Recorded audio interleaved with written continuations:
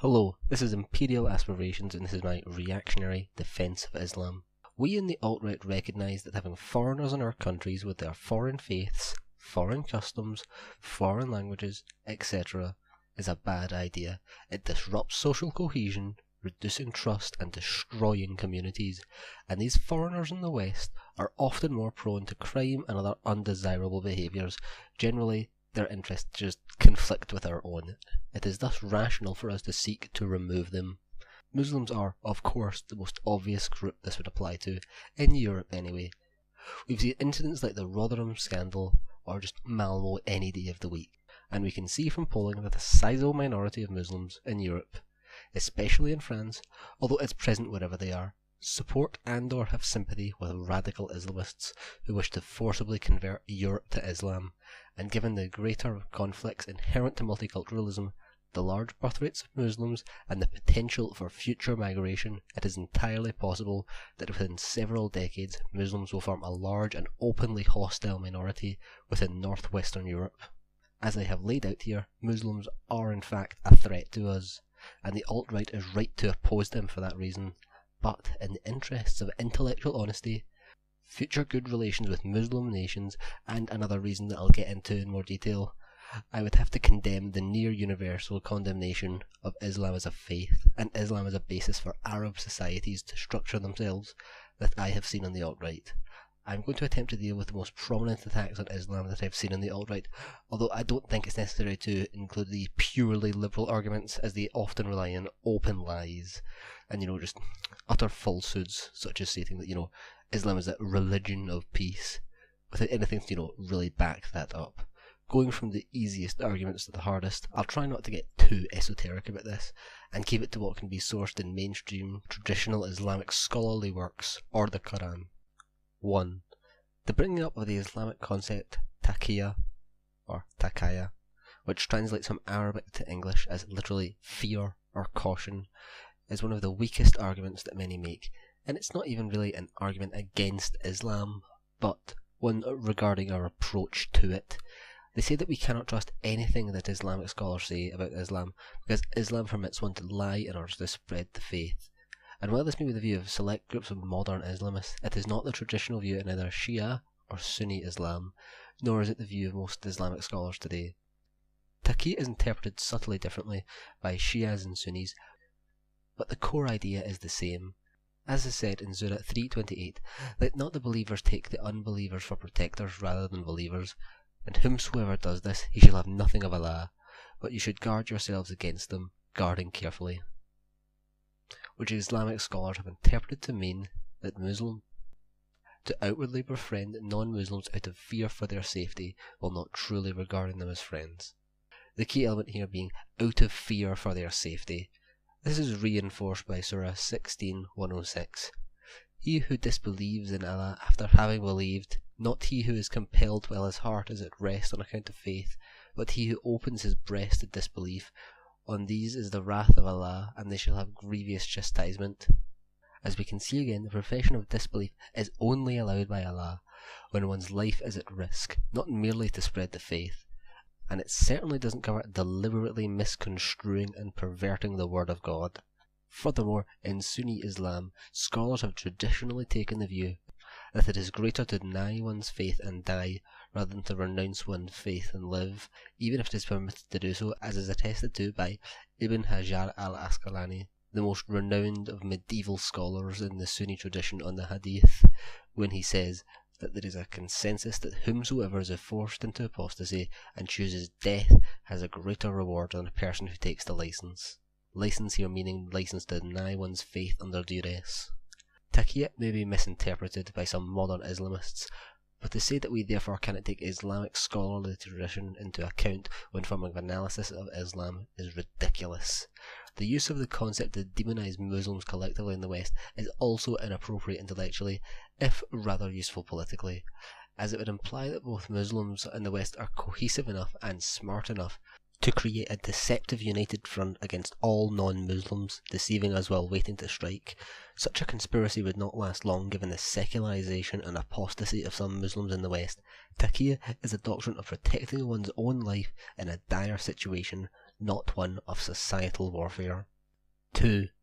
Another common attack on Islam is that violence is an integral part of their faith, that it's a conqueror's religion, religion for men who swarm over continents and seize land for themselves, without regard for the rights of the former inhabitants of the land. This is an accurate description of Islam, but it's also an accurate description of all Aryan faiths and peoples, from the Vedic peoples to the Norse to the Romans. Who are we to venerate our ancestors as virtuous conquerors, strong men who showed martial valour and made their people proud, while condemning Islam as a savage, backwards and brutal religion because it would advocate jihad, the conquering of their enemies? Some would then respond that this violence is not done out of heroic virtue or spiritual pursuit, but material greed and desire for land. But jihad has always been conceived of as a primarily spiritual pursuit, as is shown by the saying of the Prophet Muhammad to a general returning from war, "You have returned from the lesser to the greater holy war," showing the Islamic concept of self-conquest through war. To quote Julius Evola's The Metaphysics of War, the relationship between the greater and the lesser holy war, however, mirrors the relationship between the soul and the body. In order to understand the heroic asceticism or path of action, it is necessary to recognize the situation in which the two paths merge, the lesser holy war becoming the means to which a greater holy war is carried out, and vice versa. The little holy war, or the external one, becomes almost a ritual action that expresses and gives witness to the reality of the first. Originally, Orthodox Islam conceived a unitary form of asceticism, that which is connected to jihad or holy war. We can therefore see that the violence of Islam is not due to any innate barbarism, but due to principles common in the traditional world. The idea that the blood of heroes is closer to God than the ink of the philosophers and the prayers of the faithful was well understood by the Aryans. If we use the violence of Islam as a means to discredit it, then we reduce our own ability to embody and glorify these ideals which were present in our own ancestor societies when we decry strength and masculine ideals as barbaric or savage. Then we become weaker and more effeminate ourselves, which paradoxically lowers the chances of us being able to remove Islam from our lands. 3. Another common objection to Islam is that the Quran allows for the taking of non-Muslims as slaves, and for those in the alt-right who are of a more, let's say, liberal disposition, this would be a valid reason for them to take offence to Islam. But I would personally argue against that liberal mentality towards slavery. My perspective being that when one condemns slavery as an objectively immoral practice, then one is engaging in perhaps what is the purest form of what Nietzsche called slave morality, where one pessimistically looks at the world from the perspective of the oppressed and weak, rather than the perspective of the strong, whereby actions are measured by their utility to the community as a whole, rather than by the strength-based virtue of the nobility. By condemning slavery as oppressive and unfair to the weak, you take the mindset and perspective of weakness into yourself, and thus lower yourself closer to the slave and further away from the master. And the morality of the nobleman. Slavery, in some form or another, was practiced by practically every traditional society, predating even written language. This would lead perhaps to a legitimate criticism of Islam. Its absolutism and theocracy is such that it could be said to be unable to adapt to changing circumstance. What basis is there for slavery in a world where slavery is economically redundant, where we are moving closer to automation of labour, not expanding the role of manual labour in the economy, because manual labour would be the only suitable jobs for slaves in a post-industrial or industrial society? Islam is a rather uniquely ethnocentric religion, its application of its principles being specific in its suitability to the Arabian Peninsula, but its principles, divorced from the absolutist application, are in large part merely the principles that all traditional societies held. 4. Another common criticism of Islam, both on the alt-right and in more liberal circles, is the treatment of women in the Quran and in Islamic societies. First, the specific issue of several modern Muslim countries demanding 4 witnesses to a race, or else it being considered adultery, with the woman being punished as would be appropriate for an adulterer. This is not a practice that was ever employed in traditional Islamic societies. It is merely the product of modernist Islamist regimes, which are deeply corrupted by modernism and greed. In traditional Islamic societies, a man required 4 witnesses or else the confession of the woman involved in order to accuse them of adultery, and women were never considered adulterers because they had been raped.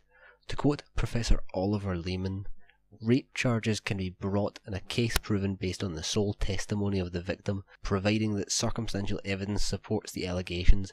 It is these strict criteria of proof which lead to the frequent observation that where injustice against women does occur, it is not because of Islamic law. It happens either due to misinterpretation of the intricacies of the Sharia laws governing these matters, or cultural traditions, or due to the corruption and blatant disregard of the law, or indeed some combination of these phenomena. Beyond that, most of the specific issues regarding women in Islam and Muslim countries, such as the tolerance of polygamy, common in warrior cultures, the excessive covering of women, can be explained by specific cultural material and perhaps even biological circumstances, with the excessive covering of women in Islam perhaps being explained by low intelligence and poor impulse control in Arab men, although other factors may be at work, and evidence of this would be purely anecdotal. However, all of these practices regarding women in Islam have at their centre an acknowledgement of the different roles that men and women play in society, even if we find these specific ones inappropriate for Europeans, as many are in fact inappropriate. Even if we find specific ones inappropriate for Europeans, as many are inappropriate, does not mean that they are objectively incorrect or immoral practices. Judgments of specific cultural practices by traditional societies, other than the most extreme examples, should be kept mostly to those who are familiar with the cultural and historical context of said practices. 5. Last but not least, the hardest criticism to address, as it is one that I personally do agree with, the presence of child marriage in Islam, including the marriage of Aisha to Muhammad at the age of 6, the marriage being consummated at the age of 9 or 10, according to some sources. The only real defence I can make here is that this was nothing intrinsic to Islam as a faith, and is in fact a more general Semitic practice, or at least it was at that time period, being carried into the modern age by Islam. And while it was not done in pagan Europe, child marriage did occur in feudal Christian Europe, likely due to the Semitic influence in Christianity, however Aryanized it was. All I can really say regarding this criticism is that the tolerance of child marriage in Islam is a legitimate and serious problem, but that it should be viewed in the context of the time and culture of the whole Middle East at that time. As I have attempted to explain, Islam is not an evil religion. It is in fact a fairly normal, traditional religion, although there are valid criticisms of it, the chief among them being its Arab ethnocentrism. But when we make criticisms of what are actually virtues in Islam, we become less able to practice those virtues ourselves, thus making it less likely that we will be able to succeed in our efforts to remove Islam from the West and realise a virtuous traditional society for ourselves. If you have any objection to this, then feel free to comment or make a reply video, and I'll address that as best I can. I may make another video going into the more metaphysical and esoteric aspects of what I feel the strengths of Islam are, rather than just addressing criticisms of the more external parts of it, should we say. I'm Imperial Aspirations. Thank you for listening.